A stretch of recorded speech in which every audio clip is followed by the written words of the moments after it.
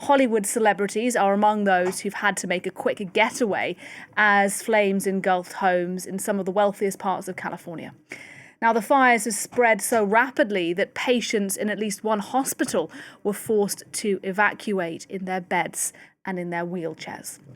Well, we can go live now to speak to Wassim Cornet, one of our reporters who's in a suburb of LA that is at the heart of these wildfires today. Look, Wassim, it's really good to talk to you. Thanks for speaking to us. Just tell us, look, where you are and what is happening.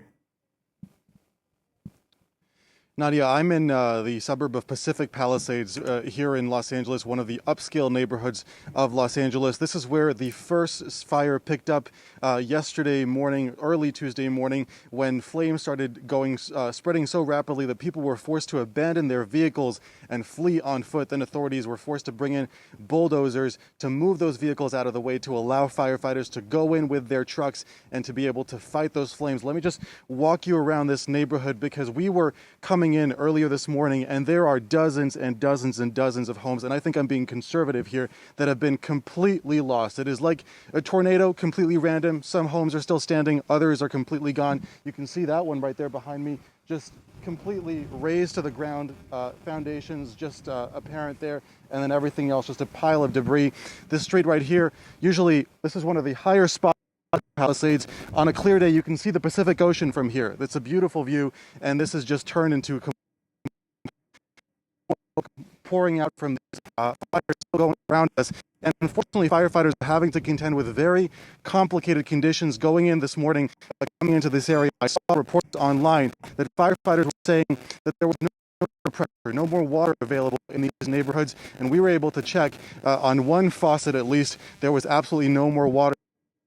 So even if they were to try to fight these flames, this is proving to be very, very. You see our home right there, completely gone. You can just see those two garage doors there on the left. There are still flames burning. So it just gives you an idea of the ferocity of this fire. It's just completely unbelievable. And this is just one fire here in Pacific Palisades. Later in the afternoon yesterday, or rather in the evening, we saw another fire pick up in Pasadena. That's another suburb of Los Angeles, around 20 kilometers directly northeast of downtown. That has led to an evacuation order for more than 50,000 people, much more urban, much more populated areas. So just a complete chaos here in Los Angeles, and you can see around me these winds still blowing very, very fiercely, complicating the task for these hundreds of firefighters that have been deployed, not only from the city of Los Angeles, but also from neighboring communities that have come to support their fellow firefighters.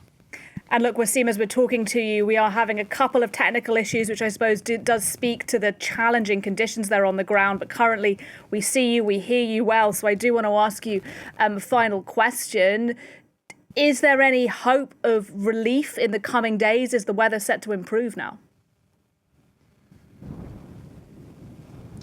Well, the good news is these winds are forecast to start dying down as the day progresses through Wednesday. We're expected to see those winds climb down from their top peaks. We recorded a gust near 160 kilometers per hour. That's almost 100 miles per hour overnight near that other fire in the area of Pasadena. But those winds are forecast to come down as the day progresses.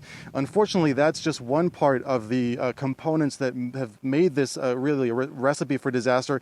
We have not had any significant rainfall in the Southern California area since last May. So that is also why these winds that have been so violent, so destructive, have just made this whole place a tinderbox. So although the winds are expected to die down by Wednesday afternoon, Wednesday evening, which would help firefighters fight these fires, unfortunately, the core conditions, the dryness of this entire environment is not looking to be resolved anytime soon.